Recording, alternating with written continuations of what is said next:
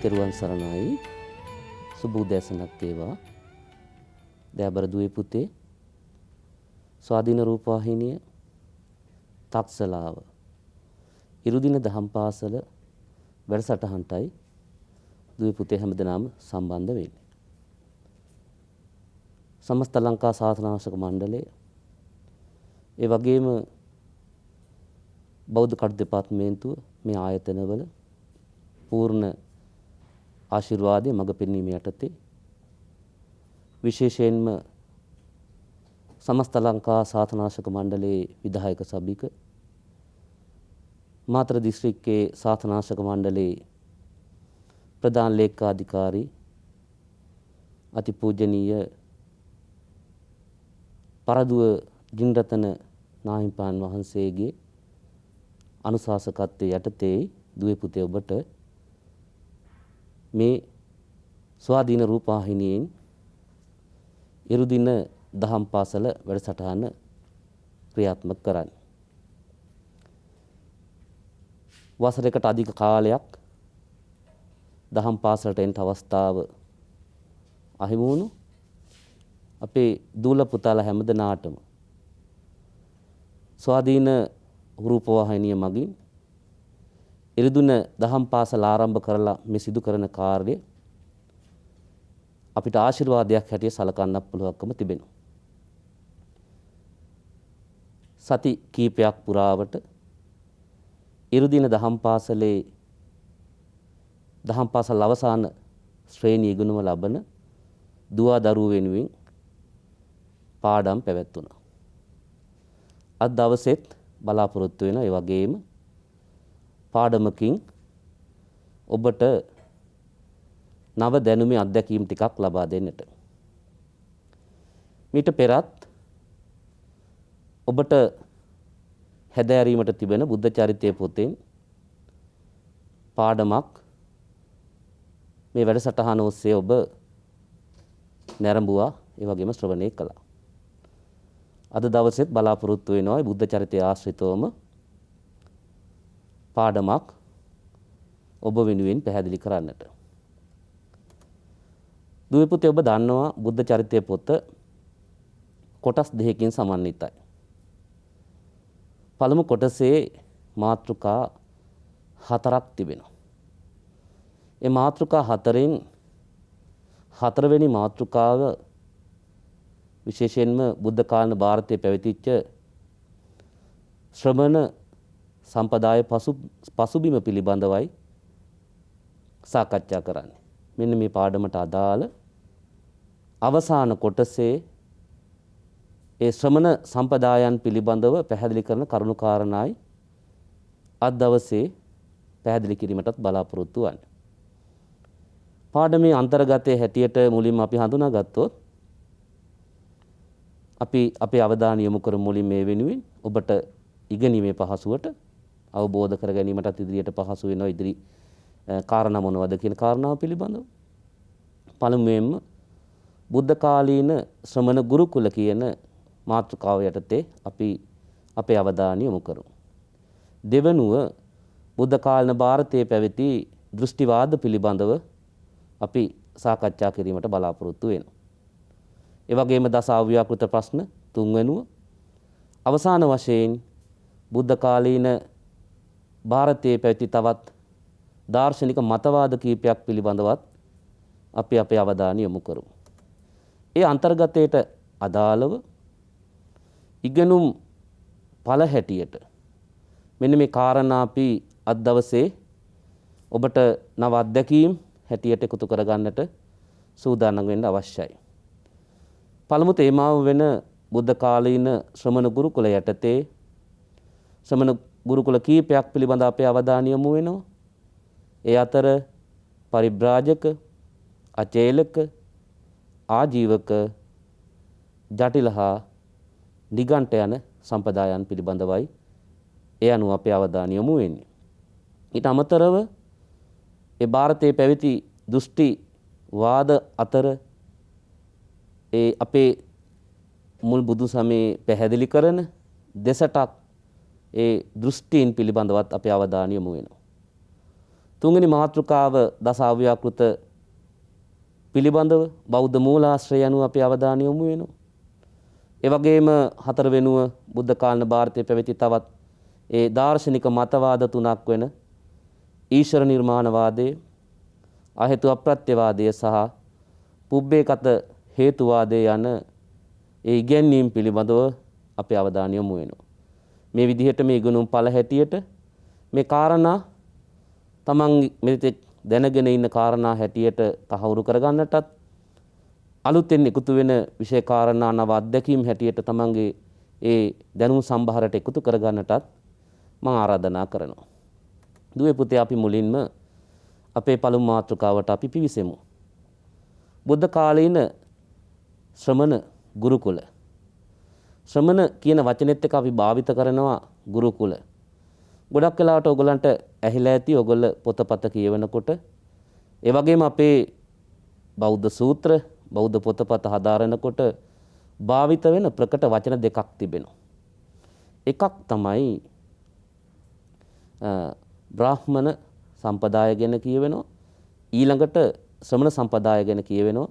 සමන බ්‍රාහ්මණ කියන වචන දෙක තමයි බොහෝ විට එකට එකතු වෙලා ඒ තැන්වල සඳහන් වෙන්නේ. මෙතෙන්දී අපි බ්‍රාහ්මණ කියන සම්පදාය ගැන විශේෂ අවධානය යොමු වෙන්නේ නැහැ. ඔබේ මුල් පාඩම් වල පිළිබඳව අවධානය යොමු වුණා වුන් කවුද? ඔවුන්ගේ ඉගැන්වීම මොනවද කියන කාරණාව. අද දවසේ අපේ අවධානය යොමු වෙන්නේ එහි දෙවෙනි කොටස හැටියට ශ්‍රමණ කොටසට. දුපුතේ අපි මුලින්ම තව දෙයක් අපි ඉගෙන ගන්නට ඕන, අවබෝධය ඇති කර ගන්නට ඕන. බ්‍රාහ්මණ සම්පදාය කිව්වම එක සම්පදායක්. නමුත් ශ්‍රමණ සම්පදාය කියලා කිව්වහම එක කොටසකට සීමා වෙච්ච ආගමික සම්පදායක් නෙවෙයි. ඒ නිසා තමයි ශ්‍රමණ ගුරුකුල කියලා කියන්නේ. ඔබට මතක නම් මම මුලින් මතක් කරනකොට එහෙම ශ්‍රමණ සම්පදායන් කීපයක් ගැන කතා කළා. ඒ නිසායි අපි ශ්‍රමණ ගුරුකුල කියලා කියන්නේ. එහෙමනම් අපි එහෙම හඳුනාගෙන අපි ඉදිරියට මේ පිළිබඳ අපේ අවධානය යොමු කරමු. මම කැමැති ඔබේ පොතේ මේ පිළිබඳව විශේෂ අවධානයක් නැතත් අපි ඉගෙන ගන්න පාඩමට අනුව මේ වචනේ අර්ථයක් දැනගැනීම වැදගත් කියලා මම විශ්වාස කරනවා. ශ්‍රමණ කියන වචනේ ගත්තහම දරුවනේ මේක සංස්කෘත භාෂාවේ එන වචනේ.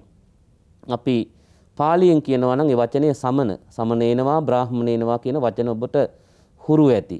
සමන කියලා තමයි කියන්නේ. එතකොට අපිට මුලින්ම මේ වචනාර්ථය හඳුනා ගන්නවා නම් ශ්‍රම් කියන ඒ මූලික වචනේ ස්වරූපේ නැත්තම් ප්‍රകൃතියෙන් තමයි ශ්‍රමණ කියන වචනය හැදෙන්නේ. එතෙන්දී ශ්‍රම් කියන ඒ ප්‍රകൃතිය අනුව අර්ථය බැලුවොත් අර්ථය හැටියට සඳහන් වෙන්නේ ප්‍රයත්න දැරීම, උත්සාහය, ඒ වගේම ශ්‍රමයේදීම තපස කියන අදහස් තිබෙනවා. අනිත් පැත්තට සම් කියන පාලි වචනේ ඒ හැදෙන ප්‍රകൃතිය පිළිබඳව අපේ අවධානය යොමු කළොත් සංචාරකයා, තාපසයා, දුෂ්කර ක්‍රියාවේ නියැලෙන තැනැත්තා, ඒ වගේම තැන ඇවිදින්නා කියන අරුත් එනවා. දැන් ඔබට ශ්‍රම් සහ සම් කියන මේ පදවලින් අර්ථය පිළිබඳව අපි සමූහයේ නැත්නම් මේ දෙකින්ම කියවෙච්ච අර්ථය පිළිබඳව එක අදහසකට එනවා නම් අපිට පේන දෙයක් තමයි තමන්ගේ ජීවිතේ බොහොම වෙහෙසෙන ප්‍රතිපදාවක ඇතැම් විටක දුෂ්කර වූ ප්‍රතිපදාවක සංචාරක දිවි පෙවෙත්තකින් ඒ ආගමික සම්පදායේ ප්‍රතිපත්ති පූර්ණේ කරන කියන කාරණාව අපට පැහැදිලි වෙනවා. එහෙමනම් බුද්ධ කාලීන ශ්‍රමණ සම්පදායේ ශ්‍රමණ ගුරුකුලවල අපි බලාපොරොත්තු වෙන ඒ ගුරුකුලයන් පිළිබඳව මෙතෙන් සිට අපි පියවරෙන් පියවර අපේ අවධානයට අපි ගනිමු. මුලින්ම අපි අවධානය යොමු කරන්නේ පරිබ්‍රාජක සම්පදාය කියන ඒ ශ්‍රමණ ගුරුකුලය. මේ මාතෘකා ගැනත් මම දන්නවා අද මේ පාඩමට දුව පුතා ඔබ සම්බන්ධ වෙනකොට අවුරුදු 2ක දරුවෝ සම්බන්ධ වෙනවා. ඒ ගිය වර්ෂය තුල සාමාන්‍ය පෙළ විභාගයට පෙනී සිට දහම් පාස් අවසානයේ ලිවීමට බලාපොරොත්තු වෙන මේ වර්ෂයේ සාමාන්‍ය පෙළ විභාගයට පෙනී සිටින ඒ වගේම දහම් පාසල් අවසාන ශ්‍රේණියේ විභාගයට සම්බන්ධ වීමට අපේක්ෂා කරන දරුවෝ මේ වර්ෂ දෙකේම දරුවෝ සම්බන්ධ වෙනවා. මේ දෙගොල්ලන්ටම අවබෝධ වෙන විදිහට මේ මාතෘකාව කොටස් වශයෙන් පැහැදිලි කරගෙන අපි යමු ඉදිරියට. මුලින්ම මම කැමති මේ පරිබ්‍රාජක සම්පදාය ගැන කතා කරනකොට ඔවුන්ගේ ඇවතුම් පැවතුම් ස්වභාවය පිළිබඳව හඳුනා ගන්නක වැදගත් වෙනවා. ඇවතුම් පැවතුම් කියන්නේ ඒගොල්ලන්ගේ ඒ ක්‍රියාකාරකම්, හැසිරීම, කන බොන දෑ ආදිය හා සම්බන්ධව කොයි ආකාරයේද කියන කාරණාවයි. එහිදී මූලික වශයෙන් අපි හඳුනා ගන්නවට ඕන පරිබ්‍රාජක සම්පදාය කියලා කියන්නේ අත්තකිලමතානුයෝගී ප්‍රතිපත්ති අනුගමනය කරන පිරිසක්. ඒ කියන්නේ අත්තකිලමතානු කියන වචනේ ඔබට බොහොම හුරු පුරුදු වචනයක්. මේ ශරීරයට දුක් පීඩා දෙන ප්‍රතිපත්තීන් අනුගමනය කිරීම තමයි ඇවතුම් පැවතුම් හැටියට පරිබ්‍රාජක සම්පදායෙන් අපිට හඳුනා ගන්න පුළුවන්කම තිබෙන්නේ. බාහිර ස්වરૂපයේ පිළිබඳව අපි හොයලා බැලුවොතින් අපේ පොතපත අනුව අපිට හඳුනා ගන්න පුළුවන්කම තිබෙනවා දික් වූ කෙස්, ඒ වගේම ලොම් හා නිය සහිත, ඒ කියන්නේ ස්වාභාවික අපේ මේ ශරීරයේ පරිණත වෙනකොට ඒ වැවෙන ඒ කේස, ලෝම, ඒ වගේම නිය ආදිය අපි දන්න සාමාන්‍ය ජීවිතේ අපි නිශ්චිත කාලයක ඒවා කැපීමෙන් පිරිසිදු පිළිවෙලක් සහිත බාහිර ස්වરૂපයක් අපි ගොඩනගා ගන්නවා. නමුත් විමුක්තිය පිළිබඳව මේ පරිබ්‍රාජක සම්පදාය හැටියට ඔවුන් වත් පිළිවෙත් පුරද්දී ඒ කියන කෙස්, ඒ වගේම ලොම්, නිය ආදිය කැපීමෙන් තොරව ඒවා වැවීමට අතහරින ලද බාහිර ස්වરૂපයේ එක්තරා ආකාරයක ප්‍රියමනාප වෙනවට වඩා අප්‍රසන්න වූ ස්වභාවයක් ඇතිවෙන විදිහේ බාහිර ස්වરૂපයක් තමයි ඔවුන් තුළ දකින්න පුළුවන්කම ලැබෙන්නේ. ඒ වගේම තමයි බාහිර ස්වરૂපය හා සම්බන්ධ වැදගත් වෙන දෙයක් තමයි අපි අඳින පළඳින ඇඳුම් ආදිය පිළිබඳව. ඉතින් එහිදී මොවුන්ගේ ඇඳුම් පිළිබඳව සලකා බැලුවත් ඔවුන් බොහොම රළු ඇඳුම් ඇඳපු පිරිසක් හැටියටයි අපිට හඳුනා ගන්න පුළුවන්කම තිබෙන්නේ. විවිධ කෙදි වර්ග, ගස් වලින් ලබාගත් පාට්ටා, ඒ වගේම අශ්වලෝම, මිනිසුන්ගේ කෙස්, මේ වගේ දේවල් වලින් සකසපු රළු වස්ත්‍ර තමයි පරිබ්‍රාජක සම්පදාය තමන් ඇඳුම් හැටියට භාවිත කළේ, වස්ත්‍ර හැටියට භාවිත කළේ. ඒ වගේම තමයි ඇඳුම් රළු ඇඳපු පිරිසක් වගේම අපිට පේන දෙයක් තමයි පරිබ්‍රාජක සම්පදායේ ඒ නග්න වූ ශරීර ඇත්තන් හැටියට නැත්නම් නිර්වස්ත්‍ර වූ පිරිසක් හැටියටත් එක්තරා කොටසක් වාසය කළ බව. ඊළඟට ශ්‍රමණ සම්පදාය අපි ඉදිරියට කතා කරන අය අපි හඳුනා ගන්නකොට දකින ප්‍රකට ලකුණක් තමයි, ලක්ෂණයක් තමයි ඔවුන්ට ස්ථිරව දීර්ඝ කාලයක් ඉඳීමට වාසස්ථාන නොමැති බව. පරිබ්‍රාජක සම්පදාය ගත්තත් ඔවුනුත් සංචාරක දිවි පෙවත වඩාත් ප්‍රිය කරපු පිරිසක් හැටියටයි අපට හඳුනා ගන්න පුළුවන්කම තිබෙන්නේ. ඊළඟට පරිබ්‍රාජක ඒ ඉගැන්වීම වල ස්වභාවය පිළිබඳව අපි අවධානය යොමු කරනකොට ඔවුන් විශේෂ ලක්ෂණයක් තිබුණා. අර සංචාරක දිවි පෙවතේ ඔවුන් ඒ ගිය ගමන ඒ වාදය හා සම්බන්ධ වෙච්ච නැත්නම් ඔවුන් ඉදිරිපත් කරපු විවිධ මත, දාර්ශනික මත අනුව තමයි ඒ වාද සඳහා ප්‍රවේශ වෙමින් ගමන් කළේ.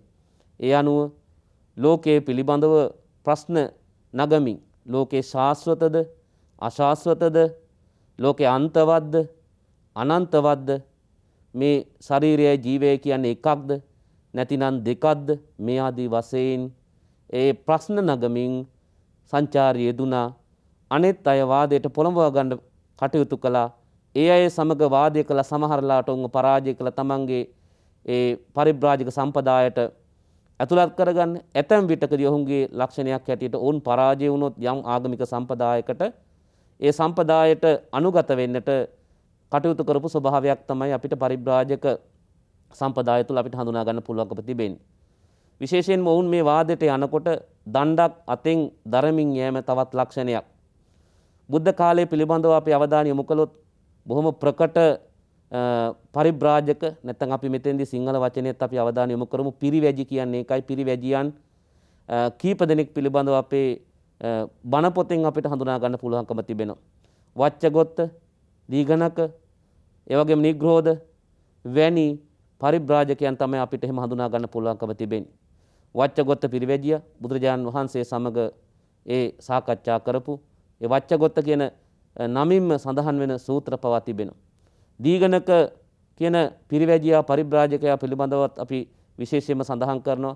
ඒ චරිතය විතරක් නෙවෙයි අපේ සැරියුත් හාමුදුරන්ගේ චරිතය හා සුවිශේෂ සම්බන්ධකමක් තිබෙනවා. එකක් තමයි ගිහි කල බෑන කෙනෙක් හැටියට තමයි ඒ දීඝනක පරිබ්‍රාජකයා සලකන්නේ. බුදුරජාණන් වහන්සේ සූකර කතලෙනේදී දීඝනක කියන මේ පරිබ්‍රාජකයාට වේදනා පරිග්‍රහ සූත්‍රය දේශනා කරන වෙලාවේ සෝවාන් භාවයට පත්වලා හිටපු අපේ සැරියුත් හාමුදුරුවෝ බුදුහාමුදුරුවන්ට පවන් සලමින් හිටියේ. නමුත් ඒ දීඝනකට දේශනා කරපු සූත්‍රය අහලා අපේ සැරියුත් හාමුදුරුවෝ රහත් භාවයට පත් වුණු බව ශාසන ඉතිහාසය සඳහන් වෙනවා. එමනම් ඒ දීඝනක පරිබ්‍රාජකයා සුවිශේෂ කෙනෙක්.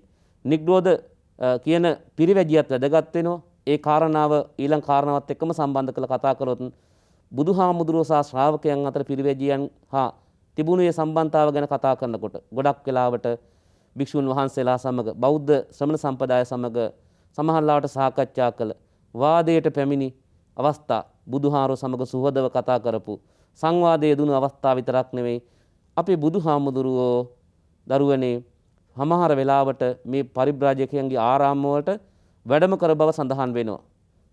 ජංගා විහරණය කියලා උන්වහන්සේගේ ජීවිතයේ විශේෂ ලක්ෂණයක් තිබුණා. ඒ තමයි අන්‍යාගමික ඒ සම්පදායන් වැඩ සිටින තැන්වලට නැත්නම් ආරාම වලට වැඩම වීම. බුදුහාමුදුරන් එහෙම ගිය ස්ථානයක් තමයි අර මුලින් කියපු නම නිග්‍රෝධ කියන පිරිවැජියාගේ ආරාමයට ගිහින් තිබෙනවා. මේ වගේ විශේෂ අවස්ථා අපිට සලක ගන්න පුළුවන්කම තිබෙනවා පරිබ්‍රාජක සම්පදාය පිළිබඳව කතා කරනකොට. ඒ විතරක් නෙවෙයි අපි විශේෂයෙන්ම මේදී අපි අවධානය යොමු කළොත් තවත් වැදගත් දෙයක් තිබෙනවා. දැන් පරිබ්‍රාජකයෙකුට අපි ගොඩක් කලකට නියෝජනය වෙන්නේ පිරිමි පාර්ශවයේ. හැබැයි පරිබ්‍රාජිකාවන් පවා ඉඳලා තියෙනවා. දැන් බමුණු දහම පිළිබඳව මුලින් ඔබේ අවධානය යොමු කළානේ පාඩම් වලට. එතෙන්දී කාන්තාවන්ට ආගමික නිදහස් තිබුණේ නැහැ. හැබැයි මේ පරිබ්‍රාජක සම්පදාය තුළ බොහෝ ශ්‍රමණ සම්පදාය තුළ කාන්තාවන්ද මේ පැවිදි බවට නැත්නම් මේ සම්පදායේ පැවිද්දම් බවට පත්වල තිබුණු අවස්ථා අපිට හඳුනා ගන්න පුළුවන්. එහෙම එක්කෙනෙක් තමයි මේ සුන්දරී පරිබ්‍රාජිකාව කියලා කියන්නේ. සුන්දරිය කියන නමින්ම ඔබට මතක් වෙනවා ඇති. මේ කවුද කියන කාරණාව. සුන්දරිය කියලා කියන්නේ බුදුහාමුදුරුවන්ට අපහාස කරන්නට යොදාගත්ත ඒ ශ්‍රමණ සම්පදාය නියෝජනය කරන තැනැත්තියක්. ඒ වගේම ජම්බු පරිබ්‍රාජිකාව. ඉතින් මේ වගේ ප්‍රකට චරිත අපිට පරිබ්‍රාජිකාවන් හැටි සලකන්න පුළුවන්කම තියෙනවා.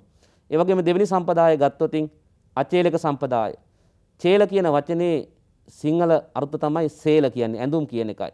එතකොට අචේල කියනකොට අයන්න යෙදෙනකොට වස්ත්‍ර නැති කියන එකයි. අර ඉස්සල කියපු සම්පදාය වගේම නග්න සිරුරෙන් නැත්තම් නිර්වත් පැවිද්දන් හැටියට කටයුතු කරපු පිරිසක් හැටියට තමයි මේ අචේලක සම්පදායත් අපිට හඳුනා ගන්න පුළුවන්කම තිබෙන්නේ. ඒ වගේම ඔවුන්ගේ ආහාර ගැනීම පිළිබඳ විවිධ පිළිවෙත් අනුගමනය කරපු ආකාරය අපට හඳුනා ගන්න පුළුවන්කම තිබෙනවා. සමහර වෙලාවට අපි අප්‍රසන්නයි සලකන කෑම කාලා ගොඩක් කලාවට අපි අතලෙව කන එක අපි අනුමත කරන්නේ නැහැනේ. හැබැයි අචේලක සම්පදාය කෑම කාලා අතලෙව කෑවා. ඒ වගේම තමයි කෑම කන්නට අඬ ගැහුවොත් ආරාධනාවක් කළා කෑම ටිකක් දෙන්න ගත්තොත් අපි නම් බොහොම කැමැත්තෙන් බාරගන්නේ. හැබැයි ඔවුන් ආරාධනා කර දෙන ආහාර බාරගත්තේ නැහැ. ඒ වගේම තමයි මේ අචේලක සම්පදායේ තවත් විශේෂ ලක්ෂණයක් තමයි බොහොම අඩුවෙන් ආහාර ගැනීම. ඒ වගේම වෘක්ෂ වලින් හොයාගන්න නැත්නම් කැලෑවෙන් හොයාගන්න මුල් පලාපල ආදී දේවල් අනුභව කිරීම වගේ ඒ කෑම හා සම්බන්ධ බොහොම කටුක පිළිවෙත් අනුගමනය කරපු අවස්ථා අපිට හඳුනා ගන්න පුළුවන් පොතපත අනුව. ඔවුන්ගේ චර්යාමය ලක්ෂණයන් ගත්තම විශේෂ දෙයක් තිබෙනවා. ඒ තමයි මේ ශරීරයට අධික දුක් දෙන පිරිසක් මේ අයත්. ඒ නිසා කටු සකසන ලද පුවරු මත සැතපීම නිදා ගැනීම, කුඩා පටු බැමි වගේ ස්ථානවල නිදා ගැනීම වගේ ඒ කටුක පිළිවෙත් වලට නැඹුරු වන ආකාර අපිට හඳුනා ගන්න පුළුවන්කම තිබෙනවා. ඒ වගේම ඇඟේ දූවිලි තවරා ගැනීමෙන් අපවිත්‍ර වීම වගේ දේවල්. තවත් විශේෂ ලක්ෂණයක් අපි අහලා තිබෙනවා විවිධ වෘත පිළිබඳව. අචේලක සම්පදාය මෙන්න මේ වෘත සමාදන් වුණු එක සම්පදායක්. ඒ නිසා අජවෘත, ගෝවෘත, ඒ වගේම කුක්‍රවෘත හැටියට අපි සඳහන් කරන සම්පදායන්. එතකොට අජ කියලා කියන්නේ එළුව. එතකොට ගෝ කියන්නේ ගවයා. කුක්කුර කියන්නේ සුනකයා නැත්තම් බල්ලා. එතකොට මෙන්න මේ සතුන් වගේ හැසිරුණු ඇවතුම් පැවතුම් තිබුණු ජීවිත බවට පරිවර්තනය කරගත් අපි එකට කියන වෘත සමාදානය කියලා. මේ අචේලක සම්පදායකත් අපිට හඳුනා ගන්න පුළුවන්කම තිබෙනවා. ඒ වගේම දුවේ පුතේ ඊළඟ සම්පදායට අපේ අවධානය යොමු කරනවා නම් ඒ තමයි ආජීවක සම්පදාය. මෙහි අදහස පිළිබඳව අපේ අවධානය යොමු කළොත් දිවි පැවැත්ම සඳහා කිසියම් වෘතයක් අනුගමනය කළ කියන අර්ථය තමයි ආජීවක කියන අය හැටියට අපි හඳුනාගන්නේ. ඒ අතර විශේෂයෙන්ම ඔබ මීට ඉස්සලා හඳුනාගත්ත සස්සාස්වරුන් අතර මක්කලි ගෝසාල කියන මේ ශාස්ත්‍රවරයාත් ආජීවක සම්පදායට අයිති කෙනෙක් හැටියටයි සඳහන් වෙන්නේ. තවත් විටකදී මක්කලි ගෝසාල තමයි මේ ආජීවක සම්පදායේ ආරම්භකය හැටියටත් දක්වලා තිබෙන්නේ. මේ අයත් අර මුලින් කීවා වගේ නග්න ශරීර ඇතිව හිටපු අය. ඇතැම් කෙනෙක් උඩුකයෙහි එක් පැත්තකින් වස්ත්‍ර දරාගත්තා කියලා සඳහන් වෙනවා. අත්තකිලමතානි යෝගී වෘතයන් අපි මුලින් කීවා වගේ ඒ ශරීරයට අධික දුක් දෙන පිළිවෙත් මේ අයගේ ජීවිත තුලත් ප්‍රතිපදාව තුලත් අපිට හඳුනා ගන්න පුළුවන්කම තිබෙනවා. ඇතැම් අය තමන් වෙනුවෙන් හදාගත්ත ආරාමවල ජීවත් වෙද්දී ඇතැම් කෙනෙක් තමන්ගේ ගිහි කල ඥාතීන්ගේ ගිහි ගෙවල නැවතමින් ඒ අයගේ සංග්‍රහ ආදිය ලැබමින් කටයුතු කළා කියන කාරණාව සඳහන් වෙනවා. මොවුන්ද වාද විවාදයේ නියුතු වුණු ශ්‍රමණ සම්පදාය නියෝජනය කරන පිරිසක් හැටියටයි හඳුනා ගන්න පුළුවන්කම තිබෙන්නේ. උපක කියන ආජීවකයා බොහොම ප්‍රකට ආජීවකයෙක් අපිට හඳුනා ගන්න තිබෙන මේ ශාසන ඉතිහාසය ගැන අවධානය යොමු කරනකොට. ඒ වගේම දුවේ පුතේ අපි හතර වෙනුව ඒ ශ්‍රමණ සම්පදායන් අතර ජටිල සම්පදාය පිළිබඳව අපි අවධානය යොමු කරමු. ජටිල කියන වචනේ ජටා දරන්නා කියන එක තමයි කියවෙන්නේ. හිසේ ජටා දරන අය දැමුත් ඔයගොල්ලෝ දැකලා ඇති. ඒවා සමහරවල් ආගමික සම්පදායම වෙන්න පුළුවන්. නමුත් ජටා දැරීම ආගමික සම්පදාය හැටියටත් පැවතුනා කියන කාරණාව අපි මෙහිදී අවබෝධ කරගන්නට ඕන. මේ අය සමහරලාට කේශ කලාපේ වවාගෙන සිටියා. ඒ වගේම හැම මොහොතකම හිස ජටාවකින් ආවරණය කරගෙන හිටියා. ඒක ආගමික අනන්‍යතාවක්. මේ අයගේ ඒ ජීවිත හා පිළිබඳව කල්පනා කරලා බැලුවත් අපිට හඳුනා ගන්න පුළුවන්කම තිබෙන්නේ සංචාරක ජීවිත. ඒ වගේම ඇතම් විටක යම් යම් ස්ථානවල වාසස්ථාන හැටියට පවත්වාගෙන ජීවත් වුණු ආකාරය හඳුනා ගන්න පුළුවන්කම තිබෙන්නේ. ගොඩක් වෙලාවට මේ අය දැඩි ලෙස විශ්වාස කළා තමන් රහත් පිරිසක් හැටියට.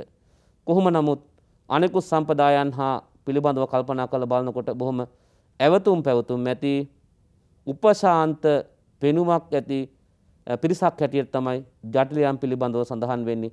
ඒ නිසාම රජුන්ගේ පවා බොහොම සම්මානයට පාත්‍ර වුණ පිරිසක් හැටියටයි අපිට ජටිලයන් හඳුනා ගන්න පුළුවන්කම තිබෙන්නේ.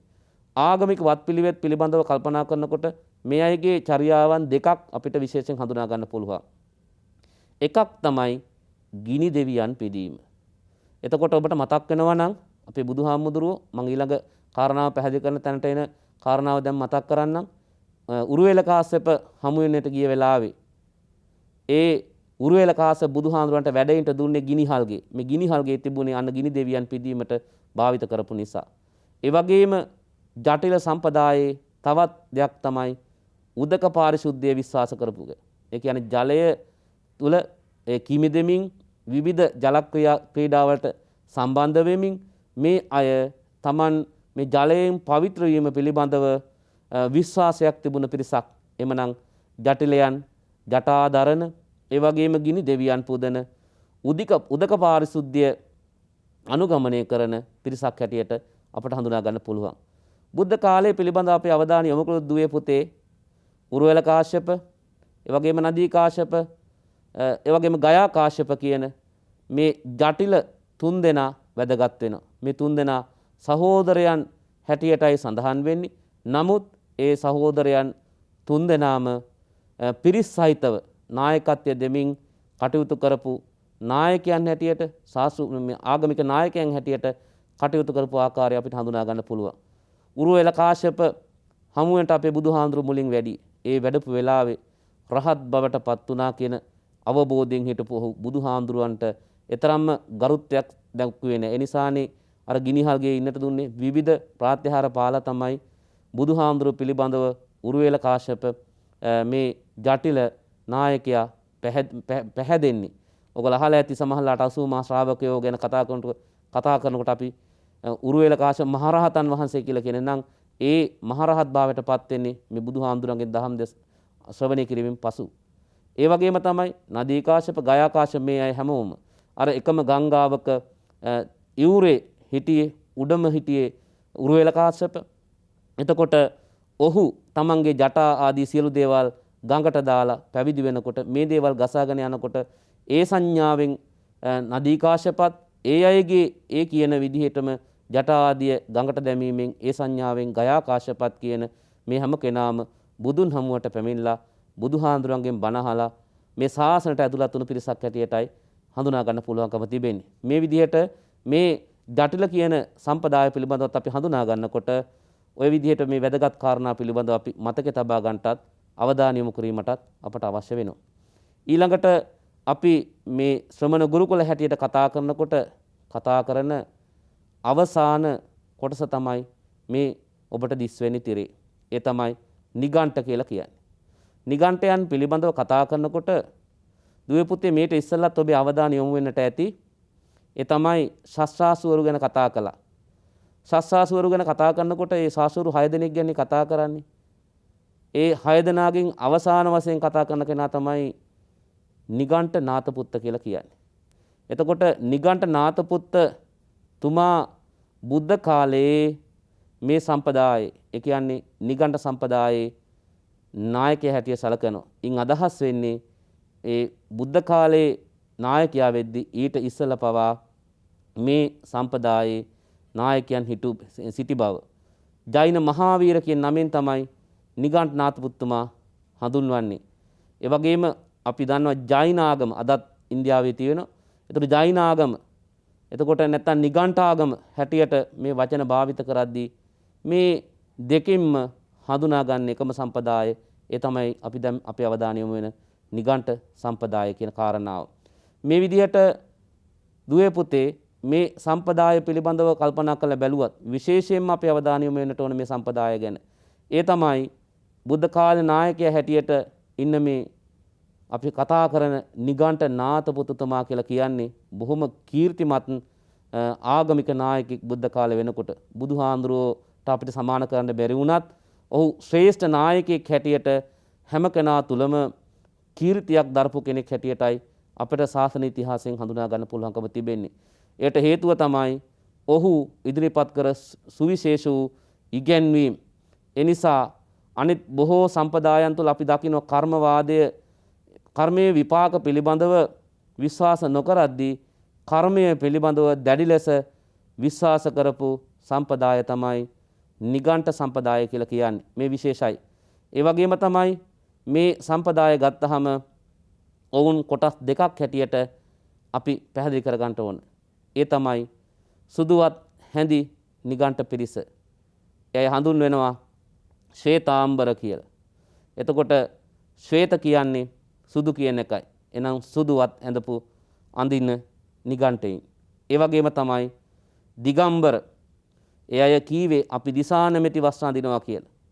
හැබැයි අදහස් උනේ ඔවුන් වස්ත්‍රයක් ඇඳේ නැහැ. එයත් කොහොමද හිටියේ නග්නව නැත්තම් නිර්වත් ශරීර සහිතව. එමනම් නිගණ්ඨ පිරිස කොටස් දෙකයි.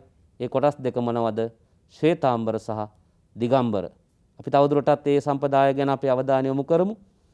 ඒ අනුව දුවේ පුතේ ඔවුන්ගේ චර්යාවන් පිළිබඳව අපි අවධානය යොමු කළොත් මේ අයත් බොහොම දුෂ්කර චර්යා එම නැත්නම් අත්තකිලමතාන යෝගී ප්‍රතිපදාවන් අනුගමනය කළ පිරිසක්.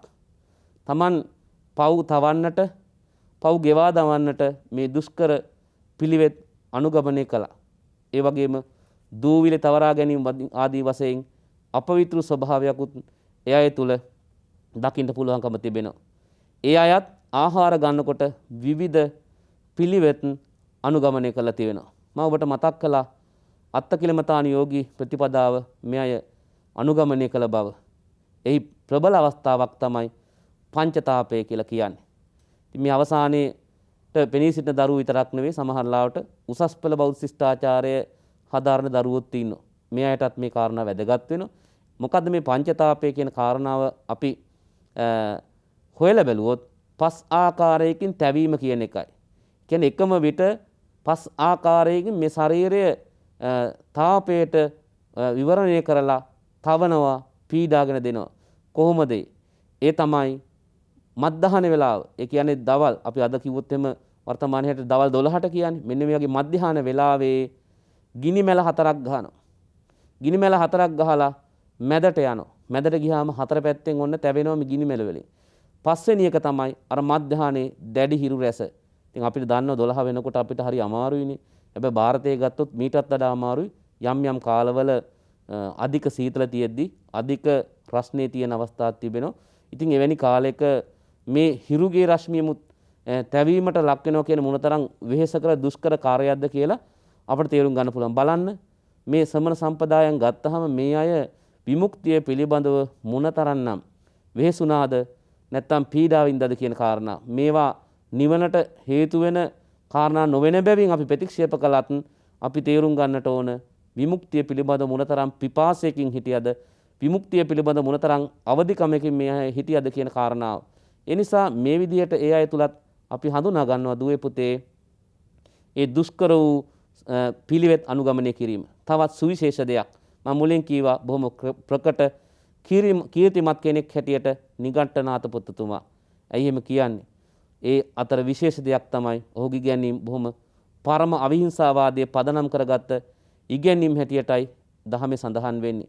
කිසිදු ආකාරයක ප්‍රාණඝාතයක් නොකරන චරිතයක් බවට පත්වෙන්න තමන්ගේ තමන් වෙතින් කිසියම් ආකාරයක ඒ පවක් නොවෙන්නට වග බලාගත් පිරිසක් හැටියටයි සඳහන් වෙන්නේ. දැන් ඔබ අප හමු වෙනකොට දැන් අපි මේ මුව ආවරණ දාගෙන ඉන්නේ වෙන අරමුණක ඉන්නේ. මේ පවතින වසංගත නිසා.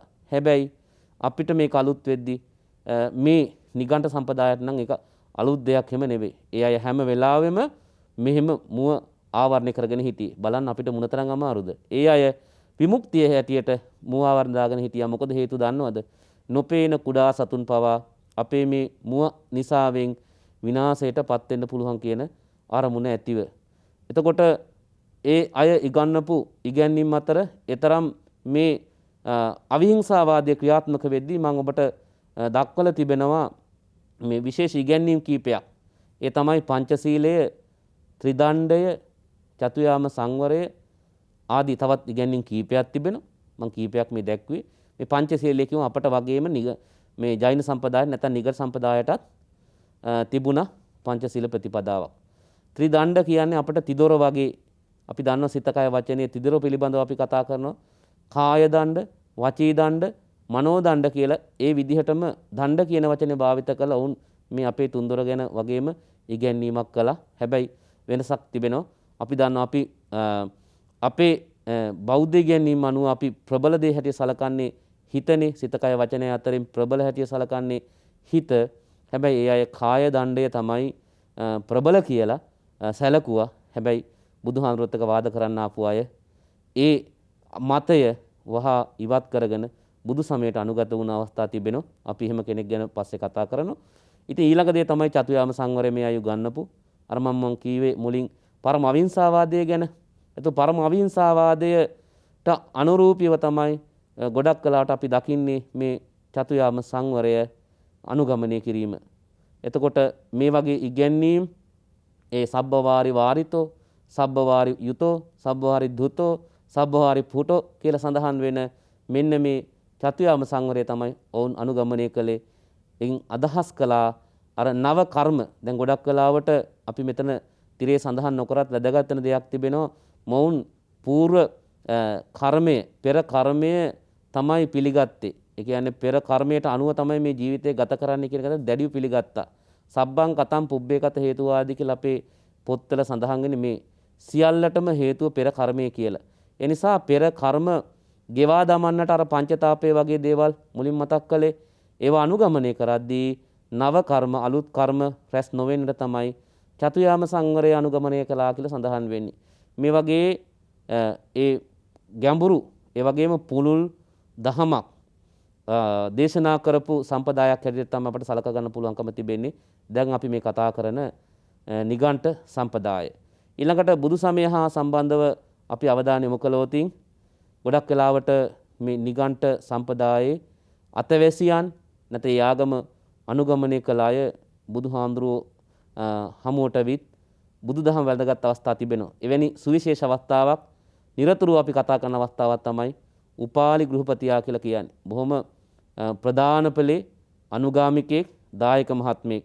එතුමා තමයි ඔන්න එක්කෙනෙක් බුදුහාරොත් එක්ක වාද කරන්න ආපු ඔය කාය දණ්ඩේ ප්‍රබලයි කියන මතේ දරාගෙන. හැබැයි බුදුහාඳුරන්ගෙන් බණහපු ඔහු පැහැදිලා බුදු සව්වෙක් බවට පත් වෙනවා. මෙතෙන්දී මේ පොතට වැදගත් නොවුනත් වැදගත් කාරණාවක් මතක් කරන්න ඕන බුදුහාඳුරගේ තිබෙන සුවිශේෂ ගුණයක්. බුදුහාඳුරෝ සරණ යන උපාලයට බුදුහාඳුරෝ බොහොම අපූර්ව උපදේශයක් දෙනවා. දැනුමුතුකමක් දෙනවා. මොකක්ද දන්නවද? ඔබ මං සරණ යනවා කියලා තුන් විටක් කියනවනේ. ඒක ඔබ අහලා ඇති. ඒ කියන හැම වෙලාවෙම නැවත නැවත හිතන්න ඔබ වැනියෙකුට ඉක්මනින් දුරදිග නොබලා තීරණ ගන්න එක සුදුසු නෑ. ඒ නිසා කරුණාකරලා හිතලා බල මේ ගන්න තීන්දුව ගන්න අවශ්‍යයි, තීරණ ගන්න අවශ්‍යයි කියලා පැහැදිලි කරපු අවස්ථාවේ නැවත නැවත පැහැදිලා බුදුහාඳුරෝ සරණ ගිය වෙලාවේ තමයි මේ දැනුමුතුකම අවවාදය දෙන්නේ. මොකද දන්නවද? ඒ තමයි මෙතෙක් කාලයක් ඔබගේ නිවස හරියට පෑම් පොකුණක් වගේ නුවටුන් කියන්නේ නිගණ්ඨයෝ. ඒ කියන්නේ මුලින් අදහපු ඒ ආගමේ ආගමික පිරිසට ඒ ශ්‍රමණයන්ට නිබඳව දම්පහන් ලැබුණු තැන පොකුණක් කියලා කියන්නේ අපි දන්නවනේ. අද වගේ අපි මේ කරම්බෝලෙන් වතුර ගන්නවා වගේ නෙවෙයි. පොකුණකින් වතුර ඕන කරනකොට ඕන වෙලාවක ඕන ප්‍රමාණයක් ගන්න පුළුවන්. නෑවා කියලා තහනම් නැහැ. බොන්න අරන් ගියා කියලා තහනමක් නැහැ. ඒ නිසා ඕන තරම් ගන්න පුළුවන්. ඒ කියන්නේ කොන්දේසියක් සීමාවක් නැහැ. මේ වෙනකන් උපාලිගේ නිවසත් ඒ වගේ තමයි. හරියට මේ පොකුණක් වගේ පැම් පොකුණක ජලයේ නිදහසේ භාවිත කරා වගේ ඕන තරම් තිබෙනවා, ඕන තරම් ලැබෙනවා වගේ ඕනෑම අවස්ථාවක නිගණ්ඨය වෙනකොට ඔවුන්ට දන් දුන්නා. මතක් කරන බුදුහාමුදුරුවෝ ඔබ මන් සරණ ගියාට කමන්නේ මේ කියන පිළිවෙත අමතක කරන්නට එපා.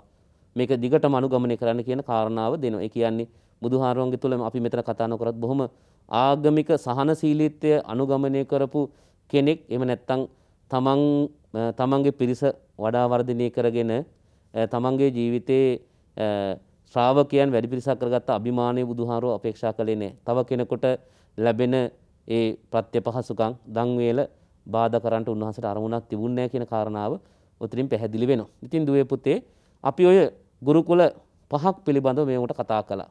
ඉතින් ඒ අපේ එක අරමුණක් මේ වෙනකොට ඒ සම්ප්‍රදායන් පිළිබඳව කතා කළා. ඔබේ පොතපත තිබෙනවා. සංයමයෙන් නැවත මේවා කියවලා ඒ කාරණා පිළිබඳව ඔබේ දැනුම වඩාත් තහවුරු කරගන්න කියන කාරණාව කියනවා. අපි ඊළඟට යනවා ඊළඟ කොටසට අපේ මේ අන්තර්ගතයේ ඊළඟ කොටස බුද්ධ කාලීන ಭಾರತයේ පැවති දෘෂ්ටිවාද පිළිබඳව කතා කරන්නට.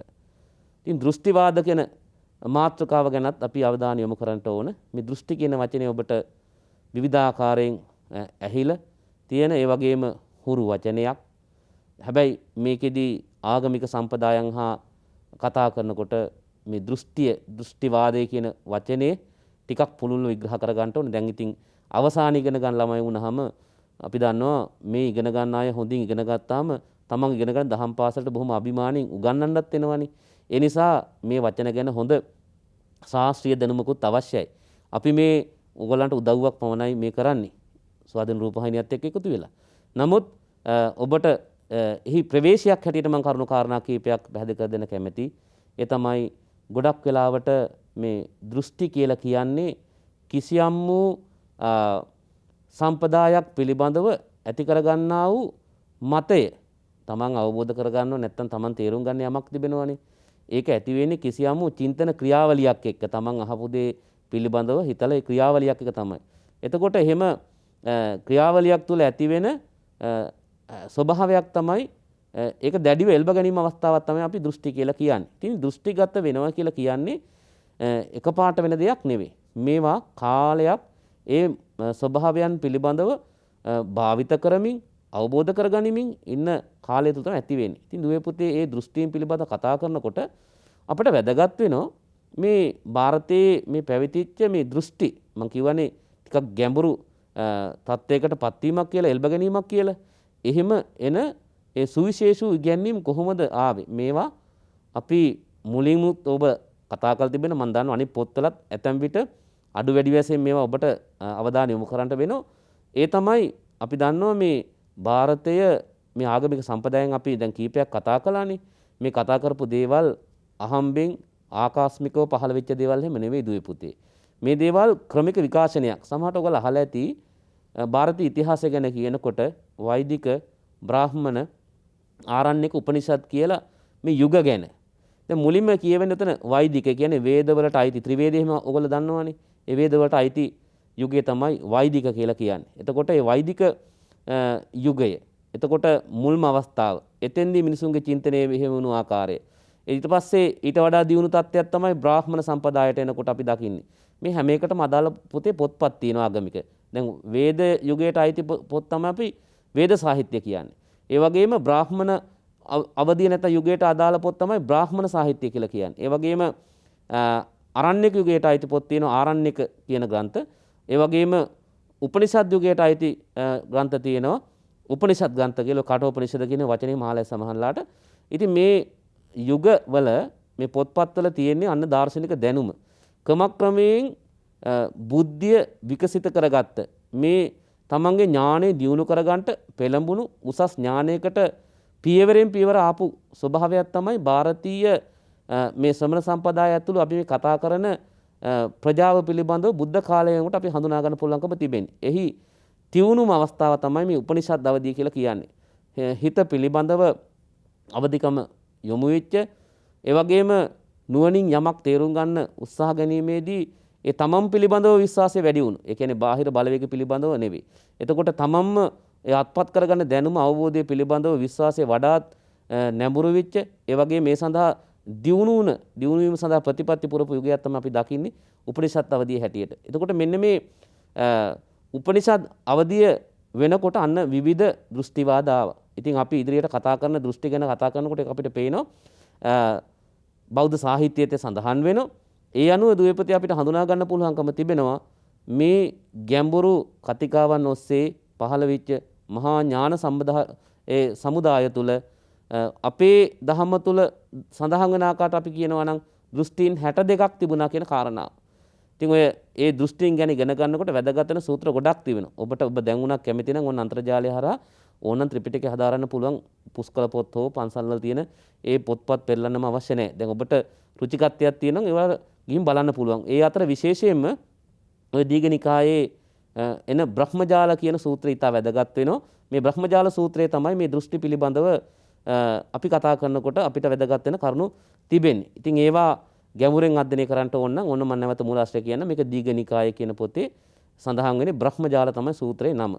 එතකොට මම මුලිමුත් කීවා ඒ දෘෂ්ටි 62 පිළිබඳව අපි අවධානය යොමු කරද්දී මුලින්ම සිහිපත් කළේ දෘෂ්ටි කියන්නේ මොකක්ද කියන කාරණාව අපි නැවත මතක් කරගත්තොත් මේ මෙතන සඳහන් වෙන ඔබට ඕනනම් කියව ගන්න පුළුවන් මේ තිරේ දැක්වෙන පරිදි යම් කරුණක් අරබයා පුජ්‍යලයකගේ මනසේ ගොඩනගෙන විශ්වාසය එම නැත්තම් පිළිගැනීම තමයි දෘෂ්ටි හැටියට අපි හඳුනා ගන්න පුළුවන්කම තියෙනවා. මම මුලින්ම කිව්වා මේක කිසියම් වූ බුද්ධිමය කාරණාවක් තමන් ඇති කරගන්න විශ්වාසයේ නැත්තම් විශ්වාසය එල්බ ගැනීමක් කියන කාරණාව. හැබැයි ඒක මතු පිට දෙයක් නේ ගැඹුරු කාරණාවක්. එහි ලක්ෂණත් ගොඩක් තිබෙනවා. ඒ තමයි දෘෂ්ටිගත වුණාම මේක සත්‍යයි කියලා පිළිගත්තාම දුවේ පුතේ ආයි වෙනත් ඉගැන්වීම් හරි කියලා හිතන්නවත් ලැහැත්ති නැහැ. ඔබ දන්නවා මං හිතන්නේ මීට ඉස්සර වැඩසටහනක කියවුණා ඔය කාලාමයන් ගැන. කාලාමයන්ට උගන්වපු මේ විවිධාකාරයෙන් දහම් කියපු හැම කෙනාම ඇවිල්ලා කියන මේක තමයි හරි අනිත් ඒවා වැරදි. එහෙම කියවෙන්නේ කොහොමද දන්නවද? අන්න තමන්ගේ දෘෂ්ටි හරීම කියලා හිතන ඒවා දැනගෙන. එතකොට ඕක තමයි දෘෂ්ටියේ ස්වභාවය. ඉතින් මෙහෙම දෘෂ්ටිගත වුණාම ඒක තමන්ගේ නැත්නම් තමන් උගන්වන දේම හරි කියලා විශ්වාස කළාම වෙන දේ තමයි එය තහවුරු කරන්නට විවිධාකාර උපක්‍රම යොදනවා. වාද විවාදවල එල්බ ගනිමින් බොහොම ഘോഷාකාරී තරංකාරී ස්වභාවයක් තමයි ඔන්න බුදුහාරෝ පහළ වෙනකොට ಭಾರತයේ තිබුණේ. දැන් බුදුහාරෝ පහළ වෙන කාලේ බුද්ධි කෝෂ්ඨාගාරයක් කියලා තමයි සඳහන් වෙන්නේ. ඒ කියන්නේ ඒ තරම් මහා දැනුම් සම්භාරයක් තිබුණ විවිධ ඉගැන්වීම් හමුවේ ඥානමය හටනක් එක්තරා ආකාරයක වාද විවාද තිබුණු පසුබිමක් තමයි හඳුනා ගන්න පුළුවන්කම තිබෙන්නේ. ඉතින් මෙන්න මේ දෘෂ්ටි අතර අපි හඳුනා ගන්න ඔබේ පොතට අනුව දෘෂ්ටි 62 කොටස් දෙකක් හැටියට. ඒ තමයි පූර්වාන්ත කල්පිත හා අපරාන්ත කල්පිත කියලා. අර 62ක් කියද්දි මේ දෙක ප්‍රධාන වශයෙන් මේ දෙකට අයිති වෙනවා.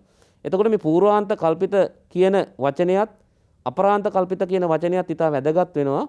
ඒ තමයි දුවේ පුතේ පූර්වාන්ත කල්පිත කියලා කියන්නේ අපි අවධානය යොමු කළොත් එම අතීත පැවැත්ම පදනම් කරගත් දෘෂ්ටි. ඒ කියන්නේ මේක කොහොමද ලැබුණේ? මම කියවනේ ඉබේ පහළ වෙන එකක් නෙවෙයි. භාවනා කරලා හිත දියුණු කරලා ගැඹුරු චින්තාවෙන් ඇති කරගන්න දේවල්. එතකොට සමහර කෙනෙක්ට පුළුවන්කම තිබෙන හිත දියුණු කරගෙන යනකොට අතීතයේ ආත්ම භාව පිළිබඳව දකින්නට. එහෙම දැක්කපු අය ඒ අය විශ්වාස කළා මේ අතීතයේ තමන් හිටිය කියන කාරණාව. ඒවත් එක්ක තමන් අවබෝධ කරගත්ත යම් යම් ඥානයේ ප්‍රමාණ තමයි අපි දෘෂ්ටි හැටියට හඳුනාගන්නේ පූර්වාන්ත කල්පිත දෘෂ්ටි හැටියට. ඊළඟට අපරන්ත කල්පිත කියලා කියන්නේ තවත් කොටසක් ඒ අය මරණින් පස්සේ ඊළඟට ඉපදෙන තැන්. මුලින් කියපු අය මරණ තමන් මේ ඉන්න තැනට ඉස්සෙල්ලා කොහෙද හිටියේ කියන කාරණාව.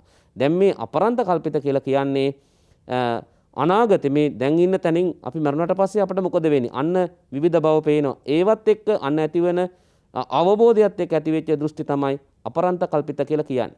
දැන් ඔබට තිරේ දිස් වෙනවා. ඔබේ පොතේත් සඳහන් වෙනවා. බලන්නම ඔබට පහසුට මම මේක කොටස් දෙක හැටියට දෙපැත්තෙන් වගුවක ආකාරයෙන් දක්වලා තිබෙනවා. පූර්වාන්ත කල්පිතවාද, අපරන්ත කල්පිතවාද. ඔය දෘෂ්ටි කියන වචනේත් වාද කියන වචනේත් අපි මෙතෙන්දී එක අදහසින් භාවිත කරන්නේ. බලන්න පූර්වාන්ත කල්පිතවාද 18කුත් අපරන්ත කල්පිතවාද බලත් එකතුව තමයි අපි මේ හඳුනාගන්නේ 62ක් හැටියට. ඔය තමයි දුවේ පුතේ අපි හඳුනාගන්න දෘෂ්ටි. ඊළඟට අපේ මාතෘකාව දස අව්‍යාකෘත ප්‍රශ්න කියන ඒවා. දස අව්‍යාකෘත ප්‍රශ්නත් ඔබට සඳහන් වෙනවා. දැන් මේ අව්‍යාකෘත කියන වචනේ අව්‍යාකෘත කියන වචනයත් වැදගත්. මේ අව්‍යාකත තමයි පාලි වචනේ. එතකොට පිළිතුරු නොදී සිටිය කියන අදහස තමයි ගොඩක් වෙලාට තිබෙන්නේ. සාමාන්‍ය මිනිසු චින්තනයේ මෙහෙවනකොට එයාට පාරභෞතික යම් යම් දේවල් තිබෙන ඒවා පිළිබඳ ප්‍රත්‍යක්ෂ අවබෝධය නැහැ. ඒවා පිළිබඳ විවිධ ප්‍රශ්න ඉදිරිපත් කරනවා. ඉතින් ඒ වගේ ප්‍රශ්න තමයි ඔය අව්‍යාකෘත ප්‍රශ්න හැටියට හඳුනා ගන්න පුළුවන්කම තිබෙන්නේ. ඉතින් එවැනි ප්‍රශ්න බුදුහාඳුරන්ගෙම තහපුවා හිටියා. චුල්ල මාළුන්ගේ පුත්ත කියන නම ලහලා ඇති. අන්න එහෙම ප්‍රශ්න ඇහුවා. එතකොට ඒ ගැඹුරු ප්‍රශ්න වලට බුදුහාමුදුරු උත්තර ලබා දුන්නේ නැහැ. ඒ උත්තර ලබා දුන්නේ නැති වෙන්න හේතුවක් තිබෙනවා. ඒ නොදී හිටියේ බුදුහාමුදුරුවෝ ඒවා නිවනට හේතු වෙන ප්‍රශ්න නොවෙන නිසා බොහෝ විට අහන ප්‍රශ්නයත් කිසියම් වූ දෘෂ්ටියක එල්බගත් එකක් ලබා දෙන තියෙන පිළිතුරත් කිසියම් වූ දෘෂ්ටියකට එල්බගත් පිළිතුරක් බුදුහාඳුරෝ සිහිපත් කළේ නිරෝධයට. ඒ කියන්නේ දුක්ඛ නිරෝධය. දුක නැති කිරීමට මේ කියන එක ප්‍රශ්නයක්වත් හේතු වෙන්නේ නැහැ. ඒ නිසා බ්‍රහ්මචර්යාව හෝ නිර්වේදය, විරාගය, නිරෝධය ඔබේ පොතපතේ තියෙන මේ වචන මම කියන්නේ උපසම්මනේ, අභිඥාව, සම්බෝධිය, නැත්නම් නිර්වාණය මේ කියන නම් වලින් හඳුන්වන සත්‍ය අවබෝධයට මේ එකක්වත් හේතු නොවන නිසා තමයි බුදුහාඳුරෝ මේවා ප්‍රතික්ෂේප කළේ. අව්‍යාකෘත ප්‍රශ්න එහෙම 10ක් ගැන කියවෙනවා. මේවම තමයි අපි කියන බුදුහාරෝ පිළිතුරු දෙනකොට තපනීය කියලා නිශ්ශබ්දව හිටපු පිළිතුරු නොදුන්නු ප්‍රශ්න ගැන කියන්නේ. ඒවා තමයි මේ ඔබට දැන් දර්ශනය වෙන්නේ. ඔබේ පෙළ පොතේ තියෙන ටිකක් නිවි හැනිල්ල මේවා කියවන්න බලන්න. අපි ඊළඟට යනවා අපේ මාතෘකාවේ ඊළඟ කොටසට. බුද්ධ කාලන ಭಾರತයේ පැයි තවත් දාර්ශනික මතවාද 3ක් පිළිබඳව අපි කෙටියෙන් නමුත් මේක හඳුනා ගන්නට අවශ්‍යයි. ඒ තමයි ඊශ්වර නිර්මාණවාදය, අහේතු අප්‍රත්‍යවාදය සහ පුබ්බේකත හේතුවාදය. ඊශ්වර නිර්මාණ කිව්වම ඊශ්වර කියලා කියන්නේ ලෝකේ මැව්වා කියන විශ්වාසය. එහෙම කෙනෙක් හිටියා කියන මහා බ්‍රහ්මයා, ඊශ්වර, මහා බ්‍රහ්මන් මේ වගේ වචන වලින් කියවෙනවා. මෙන්න මේ අය ගැනයි කියවෙන්නේ. එමනම් ඉන්නේ කිසියම් වූ ශක්තියක් තිබෙන ලෝකයේ මැව් කෙනෙක් ගැන, මැවුම්කාර දෙවි කෙනෙක් ගැන විශ්වාසය තමයි ඊශ්වර නිර්මාණවාදය කියලා කියන්නේ. ඒ වගේම හේතු අප්‍රත්‍යවාදී තව කොටසක් එහෙම දෙයක් හඳුනාගත්තේ නේ. ඒ අය මේ ලෝකේ හේතු හෝ මොකක් හරි ප්‍රත්‍ය හැටියට මේ ලෝකේ පහළ වුණා නෙමෙයි, අහේතුකව නැත්තම් අදිච්ච සමුප්පන්නව ලෝකේ පහළ වුණා කියන අදහස විශ්වාසය තිබුණක තමයි අපි අහේතු අප්‍රත්‍යවාදී හැටියට හඳුනාගන්නේ. ඊළඟට තුන්වෙනි කාරණාව පුබ්බේකත හේතුවාදය. ඒ කියන්නේ අර මම මුලින් කියපු අර ජෛන මහාවීර නැත්නම් නිගණ්ඨනාථ පුත්තුමා වගේ ඉගැන්වීම් තුළ සියල්ල සිදු වෙන්නේ පෙර කර්මයෙන් කියන එක. වරදවා ගන්න එපා. අපේ දහමේ කියවෙනවා පෙර කර්ම අපට විපාක දෙන. හැබැයි සියලු දේවල් අපිව හසුරුවන බලවේගය පෙර කර්ම හැටියට අපිට පිළිගන්නේ නැහැ. මෙතන පුබ්බේකත හේතුවාද කියන්නේ මේ ජීවත් වෙන හැම කෙනාගේම ජීවිත ක්‍රියාවලිය ක්‍රියාත්මක වෙන්නේ අනිවාර්යයෙන්ම පෙර කර්මයට අනුව කියන අදහස. එතකොට මේවත් දාර්ශනික වශයෙන් ඉදිරිපත් වුණු මත. නමුත් මේවත් බුදුසමය ප්‍රතික්ෂේප කරනවා. නමුත් මේ මත එල්බගත් බොහෝ දෙනෙක් හිටියා.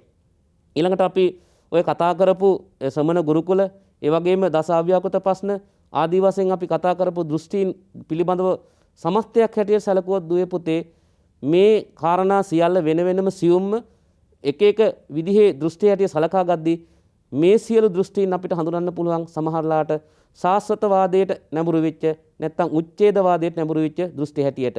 සාස්වතවාදයට තවත් භාවිත වෙන වචනයක් තමයි භව දෘෂ්ටිය. ඒ කියන්නේ මරණ මිය ගියත් මේ පංචස්කන්ධේ විනාශ වෙලා ගියත් ඒ තැනත්තගේ ඒ ශරීරේ විනාශ නොවන කොටසක් තිබෙනවා කියන කාරණාව. උච්ඡේද දෘෂ්ටි කියලා කියන්නේ මරණයෙන් පස්සේ හෝ ආත්ම භාව කීපයකට පසුව තමන්ගේ ජීවිතේ නැවත පවතින්නේ නැහැ කියන කාරණාව. ඒක විභව දෘෂ්ටි කියලා කියනවා. මේ විදිහට විවිධ දෘෂ්ටින් අපිට හඳුනා ගන්න පුළුවන්කම තිබෙනවා. ඔබට තිරේ පේන පැවරුමක් ඒ ගන්නත් අවධානය යොමු කරගෙන තමන්ට තවදුරටත් තමන් මේ අද දවසේ කිසියම් පුංචි උදව්වක් අපි ඔබට ලබා දුන්නේ පොතපත නිවි හැනිල්ලේ කියාගෙන කියවලා අවබෝධ කරගෙන මේ තියෙන පැවරුමට අනුරූපී විදිහට තමන් අධ්‍යාපන නැඹුරු වෙලා බුද්ධ චරිතය විතරක් නෙවෙයි අනිකුත් විෂයන්ද සාර්ථක කරගන්නට ඔබ හැමදෙනාටම ශක්තිය ලැබෙන්න කියලා ප්‍රාර්ථනා කරනවා. එමනම් හැමදෙනාමගේම ඒ ප්‍රාර්ථනාව ඉටු වේවා කියන ප්‍රාර්ථනාවෙන් අපි අවසන් කරනවා. තෙරුවන් සරණයි.